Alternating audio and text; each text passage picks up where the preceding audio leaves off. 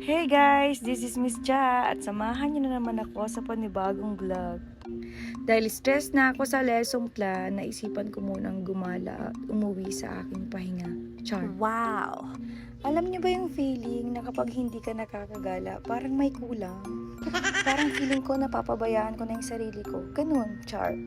Sa videong ito ay lumipat na ako sa front seat. Napakaingay ng busina ng truck. Oh my God. Dahil bababa na ako sa Santa Lucia sa may headquarters. Char. No. Madaling araw na nga ako nakarating dito sa Condon City dahil napakatagal ng biyahe. Siguro 4 AM yon at kinaumagahan, ayan maliwanag na, bumalik kami kaagad sa San Fernando, La Union dahil may importante kaming bibili. Importante ba? What? Basta may binili kami sa Robinsons San Fernando, La Union. Pagkatapos, ayan, long ride, malala, mga napakaganda ng tanawin. Dumaan kami sa San Juan, La Union sa may Kabsat. Pero sa hindi inaasahang pagkakataon guys, ay puno po yung Kabsat. Kaya doon hindi kami nakapasok. Kaya naghanap kami ng madadaanan papunta dito sa beach. Ayan, ito po ang itsura ng San Juan Beach sa may La Union.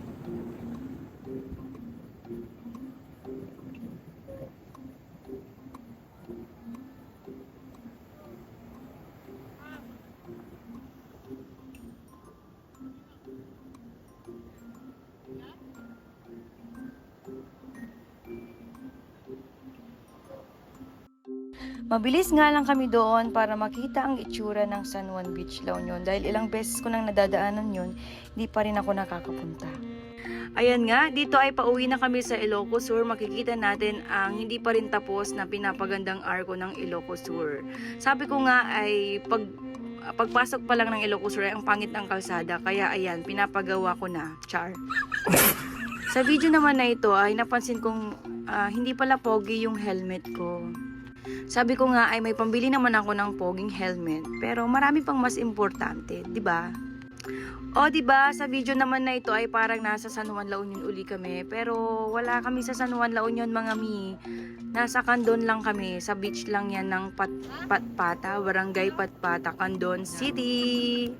Napakaganda ng sunset dito. Madili?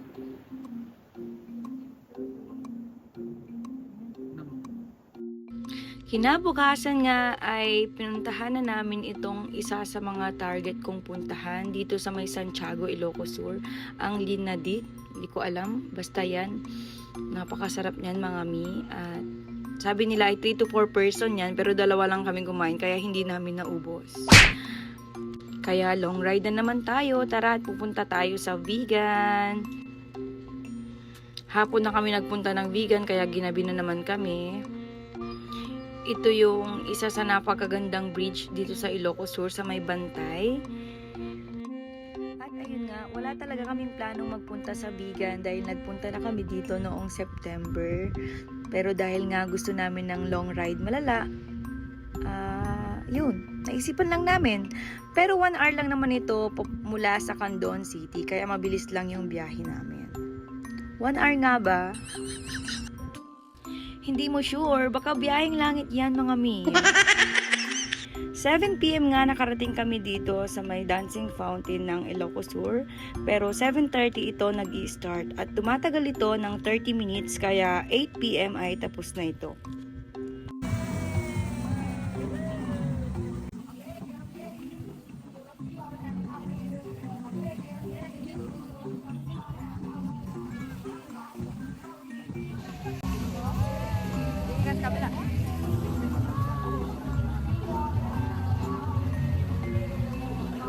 Ito nga, inaisipan ko lang mag-video ng 0.5 kasama kami, kasama ang dancing fountain. Ayan. Halimbawa ay nag-e-enjoy. Pero naisipan ko nga na kapag nandito yung pamangkin ko si Sebe ay talaga namang tuwang-tuwa for sure.